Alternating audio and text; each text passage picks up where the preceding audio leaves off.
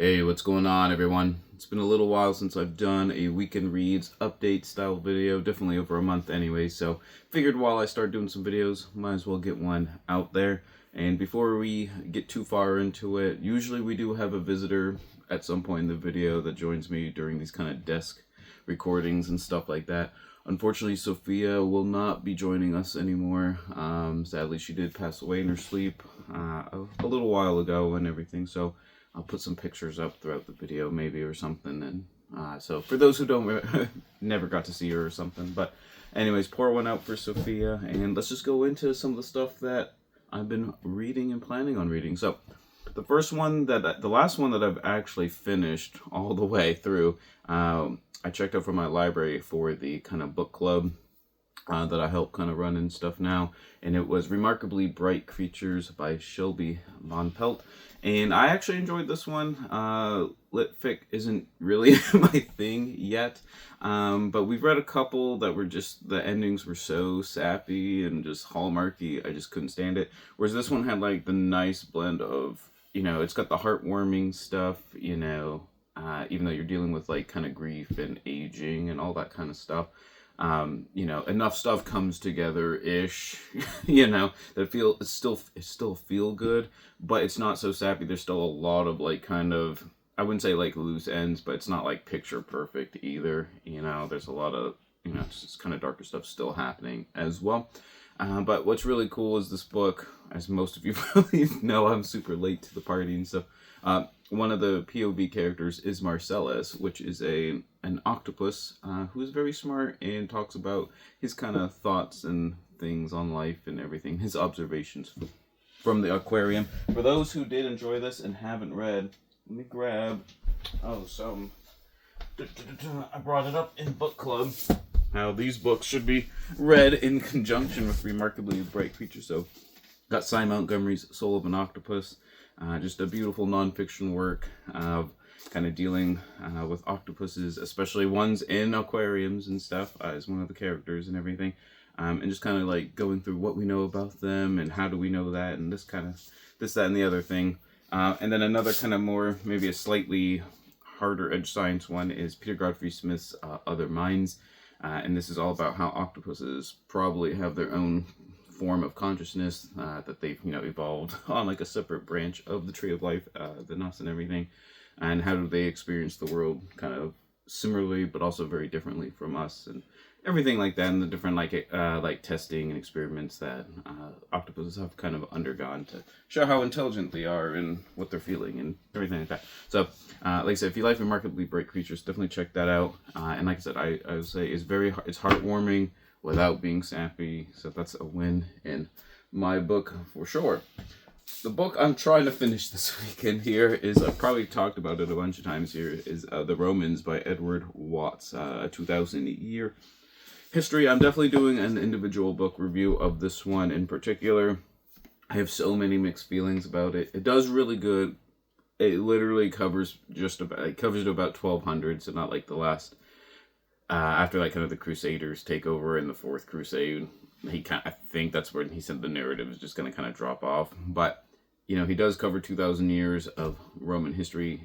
A lot of that actually being the Byzantine side of things for the last 900,000 years or so.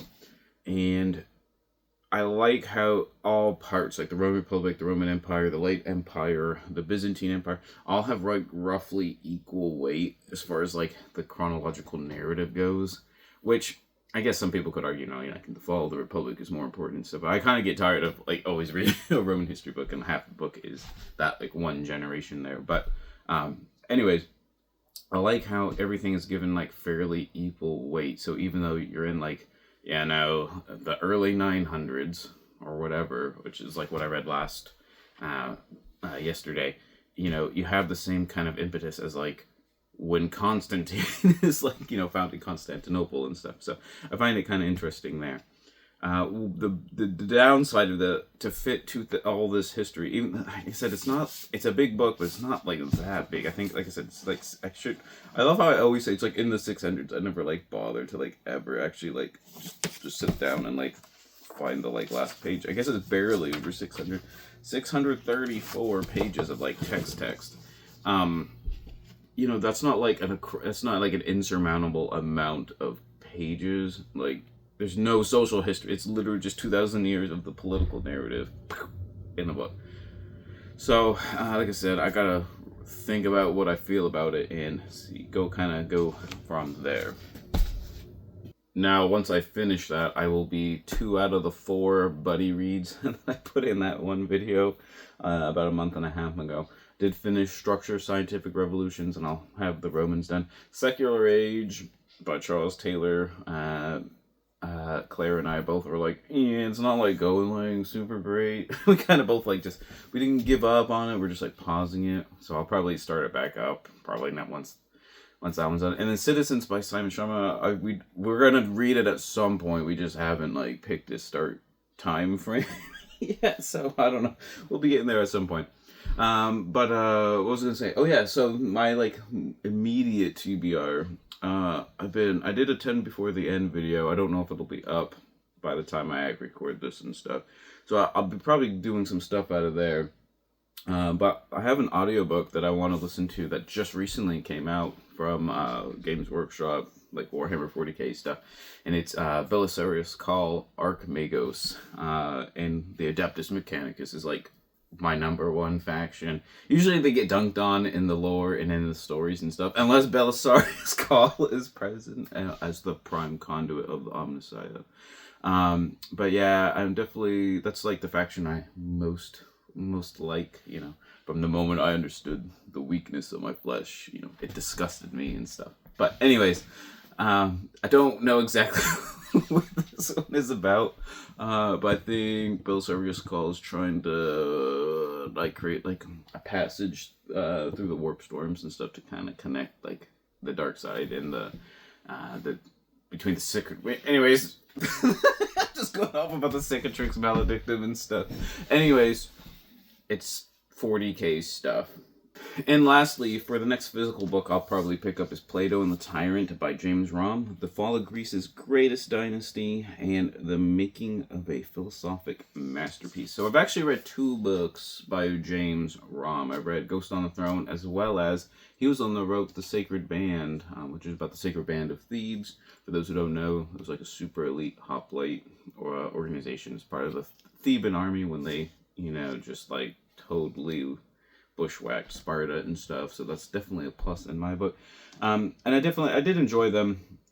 This one is about Plato's like historical escapades to Syracuse under the Dionysian kind of regime, and how I can't remember. I'll have to read the book because I can't remember if he was going to kind of volunteer to make him a philosopher king, or Dionysus kind of invites him to say, hey, train me to be a philosopher king. And then it just does not pan out, and Plato is almost like imprisoned there, like indefinitely before making his escape and whatnot. But it kind of shows, in a way, you know, you have like one of the greatest philosophers of all time, and he doesn't like make any real headway against like an actual like ruler and stuff. So I don't know, it's probably a lot more in depth than that, but that's what I guess that's my baseline going into it. So I'm gonna be looking forward to seeing how this I guess his historical stuff is actually incorporated towards like maybe his actual writings of like the laws and the Republic and stuff. Not 100% sure if that's gonna be in there or not, but kind of looking forward to that. So that's what I'll be reading, hopefully, this weekend. I'm hoping you are able to pick out something good to read as well. And always remember, whatever it is, read victoriously.